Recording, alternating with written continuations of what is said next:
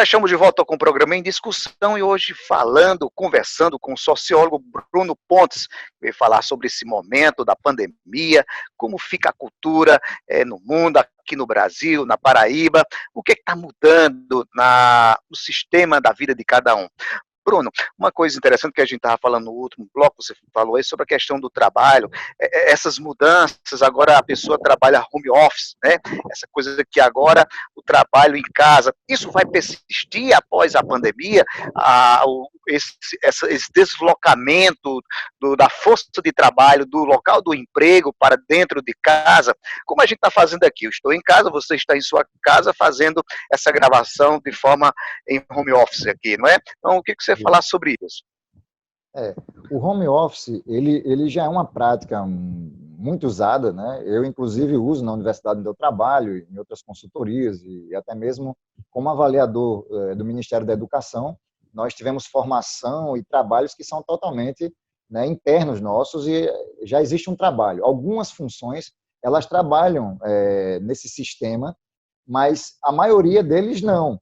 Então, o que ocorre? Quando a gente traz o home office, a questão cultural e a própria habilidade de transformar isso para o processo interno, que é a sua casa, porque a gente está saindo da parte pública e estamos entrando na área privada.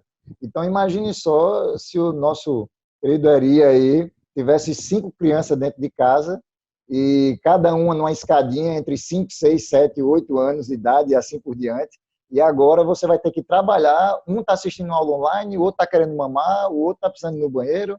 Então, às vezes, você não vai conseguir trabalhar. E fora que isso gera uma psicopatologia muito forte, e a gente vai chamar isso de sociopatologia, porque acaba criando novos tipos de doenças que vão ser geradas por esse estresse forçado, né? Para que as pessoas agora se adaptem à mudança de vida. Tem esposa que não está aguentando mais o marido em casa, tem marido que não está aguentando mais a esposa.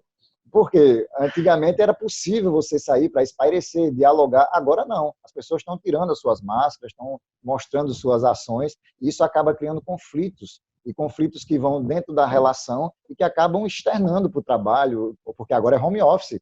Então, às vezes, você está no meio de uma conferência, passa uma criança, alguém joga uma cadeira, né? E esse processo vai interferir também no processo de trabalho que vai ocorrer depois da pandemia. Porque depois da pandemia temos um processo de readaptação que não vai ser possível mais voltar a ser como antes.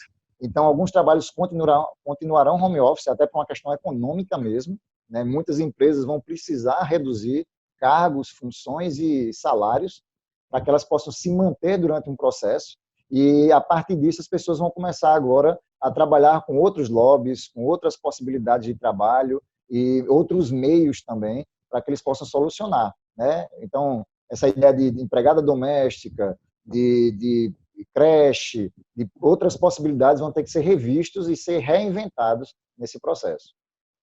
Ô Bruno, uma coisa interessante é que esse momento do isolamento, de uma certa forma, forçou um contato maior das pessoas com a tecnologia, com as redes sociais, né, nessa comunicação digital.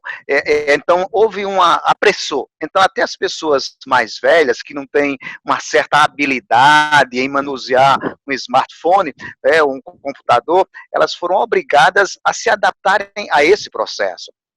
Não é verdade? Com certeza. Esse processo de aceleração, desse encontro com a virtualização e com as novas tecnologias, seja ela de forma híbrida, 100% virtual, realidade aumentada, e aí a gente tem um leque de possibilidades de discutir, mas ele precisou ser trazido, né, para este momento com a perspectiva de facilitar a convivência. E esse momento de isolamento social, eu acredito que mais do que esse acesso com a virtualização, foi esse acesso com a interiorização, né? Então, esse encontro com o eu verdadeiro, ele trouxe também a necessidade de descobrirmos como somos incapazes em determinados aspectos e como precisamos evoluir em outros.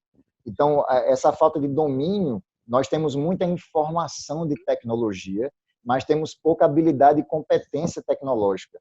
Então, agora eu estou sendo forçado a me encontrar com novos aplicativos, novos sistemas de comunicação, aulas online, virtualização, cultos online, acompanhamento, até hoje tem até consulta virtual, teleconferência. Então, agora eu preciso ter um aplicativo diferente, um fone de ouvido, preciso ter um microfone melhor, uma luminosidade. Então, isso que já era de comum acordo entre pessoas que trabalham na área de TI, acabou sendo introduzido agora a forceps, né, em toda a sociedade, em todo o planeta, e isso gera sempre dois lados, né? Tem o lado positivo dessa modernização tecnológica e desse novo acesso a essas informações, mas também tem um lado negativo, que são os prejuízos, tanto da parte psicológica, e como também o que gera a partir do mau uso dessas tecnologias. Essa parte do prejuízo, ela de uma certa forma vai acabar por tirar essa parte mais humanizada da coisa, é isso? Do Também, relacionamento mais humanizado. sim, e claro que no Brasil nós temos uma cultura também, que é a famosa lei de Gerson, né? Todo mundo quer tirar proveito, né?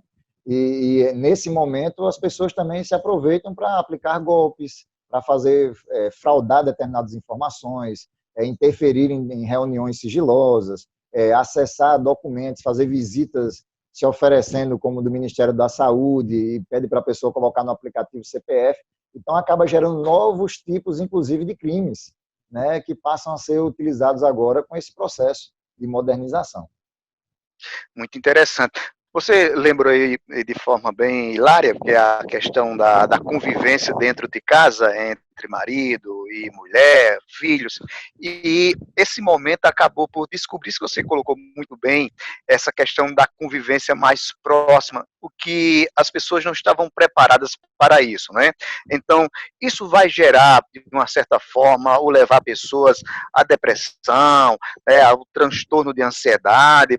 Há um prejuízo grande no que se diz respeito ao lado psicológico humano.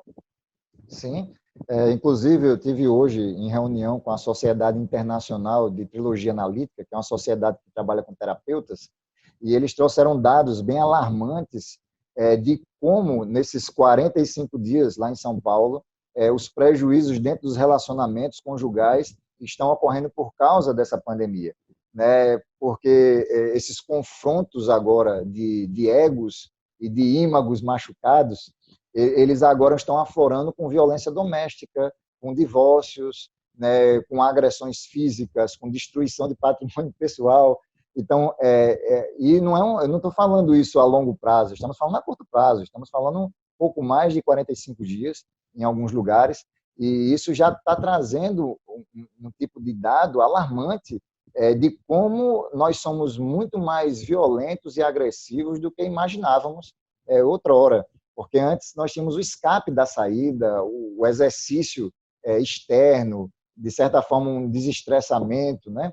Mas agora não poder mais trabalhar a parte de lazer, de esporte, espiritualidade, acaba afetando o nosso lado mais sombrio e mais primitivo, né? Que é a violência e a agressão contra o próximo. Bruno, um lado negativo também das redes sociais ou dessa tecnologia da comunicação é a questão do fake news, né? E nesse momento a gente vai perceber que as pessoas se aproveitam por lançar notícias falsas, muitas coisas negativas, criando um clima de terror, o que não é bom, o que não é preciso acontecer diante de um momento tão delicado como esse. Com certeza. Nesse quesito, a TV Assembleia, ela faz um serviço à comunidade de forma extraordinária.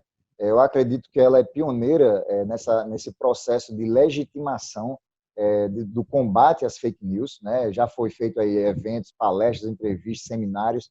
Vocês estão de parabéns, eu queria deixar esse registro.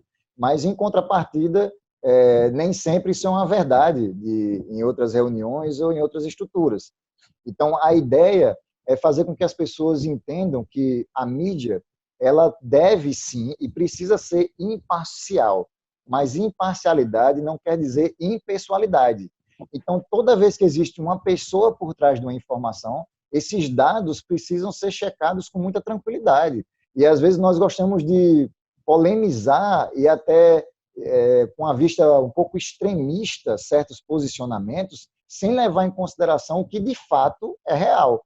Então, a gente precisa checar muito bem quais são as referências dessas informações, quais são os órgãos que estão legitimando esses dados, quais são as pessoas, se são pesquisadores da área, se são profissionais da área que estão trabalhando com essa informação para evitar alguns tipos de, inclusive, de crimes cibernéticos, né? Aí entra todo tipo de trabalho, né, nessa área, seja aí de lançar esses fake news mesmo, que podem gerar outros tipos de problemas, mas também de trabalhar com crimes cibernéticos, de você ofender, colocar imagens indevidas, o preconceito e o racismo, né, tem se expandido, principalmente nesse momento das lives agora, as pessoas estão também atacando, houve um crescimento muito grande de vítimas de racismo nessas lives, né, inclusive religiosos e pessoas, né, de religiões de matrizes africanas e também pessoas da comunidade afro, elas têm sofrido bastante durante essas informações com pessoas que ainda estão trabalhando na base do racismo e da discriminação. É algo lamentável. Bruno, eu queria agradecer a sua presença aqui no programa Em Discussão. Eu agradeço, é um prazer, estamos à disposição. O programa Em Discussão fica por aqui. Muito obrigado a todos e até o nosso próximo encontro. Até lá.